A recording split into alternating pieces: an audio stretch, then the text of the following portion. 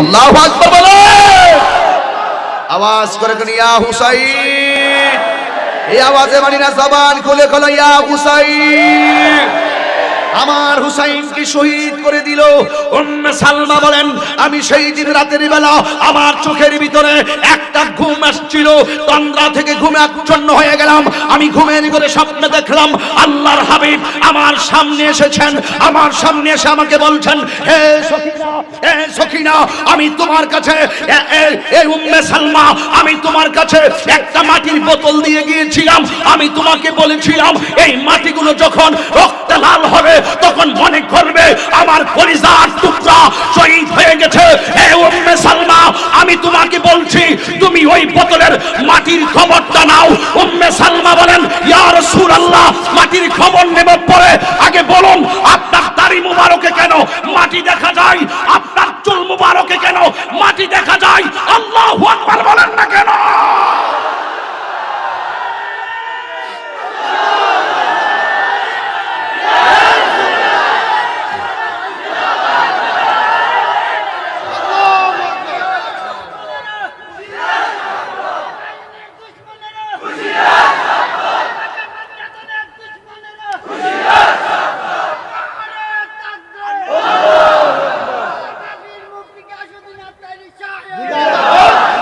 শুনুন হবিগঞ্জবাসী, হতে পারে এই মাহফিলই শেষ মাহফিল, হতে পারে এই বক্তব্যই শেষ বক্তব্য।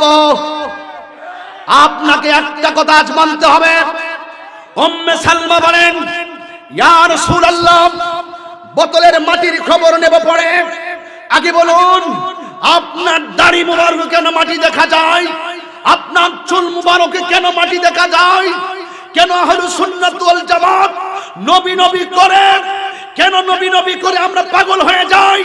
আল্লাহর হাবিব ডাক দিয়ে বলেন, হে উম্মে সালমা, আমি যখন দেখেছি আমার নাতিকে কারবালার জমিনে গলায় ছুরিটা লাগিয়ে দিয়েছে, আমার নাতি যখন আমাকে নানা গো করে ডাকতে মেরেছে, আমি আর মদিনার রওজায় থাকতে পারি নাই। আমি যে কারবালার জমিনে আমার নাতিকে বুকে জড়াইয়া গড়াগড়ি খেয়েছি, আমার গায়ে কারবালার ধুলাবালি লেগে আছে, ধুলাবালি লেগে আছে।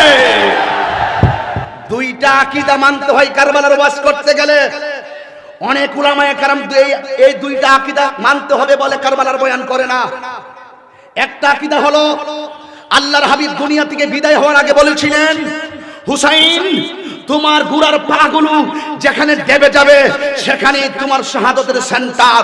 তার মানে বুঝতে হলো, বোঝা গেল আমার রাসূল গায়েবের খবর দেনওয়ালা। হাত নামার একসিস কেন? হাত তুলে বলো ঠিক কিনা বলো। এক, নবী গায়েবের খবর দেনওয়ালা। দুই নম্বর, আল্লাহর হাবিব বলেন, উম্মে সালমা, আমার নাতিকে আমি ওই কারবালার জমিনে গড়াইয়া ধরে দুলাবালি লাগিয়েছি, আর আমার দাড়িতে দুলাবালি লাগিয়েছি। আমি আমার হুসাইনকে নিয়ে গড়াগড়ি খেলেছি। এর দ্বারা প্রমাণ হয়ে গেল আমার নবী হাজির ও নাজির। ঠিক কিনা বলেন? ইন্নাল্লাহা যাওয়ালিয়াল আরদা ফারাআইতু মাশারিকাহা ওয়া মাগারিবাহা, পূর্ব পশ্চিম আল্লাহ রাব্বুল আলামিন আমি নবীর কাছে এত খাটো করে দিয়েছেন। ইন্নাল্লাহা যাওয়া, দ্যাট মিন্স ছোট করে দেওয়া, দ্যাট মিন্স খাটো করে দেওয়া, দ্যাট মিন্স সংকুচিত করে দেওয়া, দ্যাট মিন্স সংকীর্ণ করে দেওয়া। আল্লাহর হাবিব বলেন, সারা পৃথিবীটাকে আল্লাহ আমার কাছে এমন খাটো করে দিয়েছেন আমি পূর্ব পশ্চিম সব দেখতে পারি। হুসাইন নানা করে ডাক দেওয়ার পরে যখন নবী চলে আসলো, আমি বিশ্বাস করি আজকে আপনারা যারা আছেন হুসাইনের জন্য চোখের পানি ফেলে কেঁদেছেন, আমি বিশ্বাস করি আমার নবী আমাদের মাথায় ঘুমের ঘরে হাত বোলাইতে পারে কি পারে না? আরো জোরে বলো, পারে কি পারে না? আমার নবী হাজির ও নাজির, আমার নবী গায়েবের খবর দেনওয়ালা। এই জন্য যুবক ভাইরা আমার শুনুন, আল্লাহর হাবিব সাল্লাল্লাহু আলাইহি ওয়াসাল্লাম কারবালার বয়ান করলে এটা মানতে হয়। এই জন্য অনেকে এটা করে না। মেরাজের ওয়াজ অনেকে করে না। কেন জানেন? রাসূল যে নূর, মানতে হবে। আমি তো জানি কোন জায়গার ওষুধটা কোন জায়গায়, আমি জানি। নাইলে এত সুন্দর নবীর শানের আলোচনা করে না কেন? করে না। ভিতরে রহস্য আছে। ভিতরে কি আছে? রহস্য আছে। এই রহস্য আছে বলেই তারা মূল কিছু কিছু আছে কি মেরাজের ওয়াজ করতে বলে আসবে বলে, এই শোনো রসুল মেরাজে গিয়েছেন, 50 ওয়াক্ত নামাজ দিয়েছিলেন, 45 তো কমিয়ে দিয়েছেন। রসুল বলেন, আল্লাহ আমার উম্মত তো 45 থেকে 50 হলে ভালো হতো, 45 কমিয়ে 5 দিয়েছো, সওয়াব কি কমে গেল? আল্লাহ বলেন, বন্ধু না, 5 ওয়াক্ত নামাজ পড়লেই 50 ওয়াক্তের সওয়াব পাওয়া যাবে। বাস এই ফজিলত বললাম মেরাজ শেষ।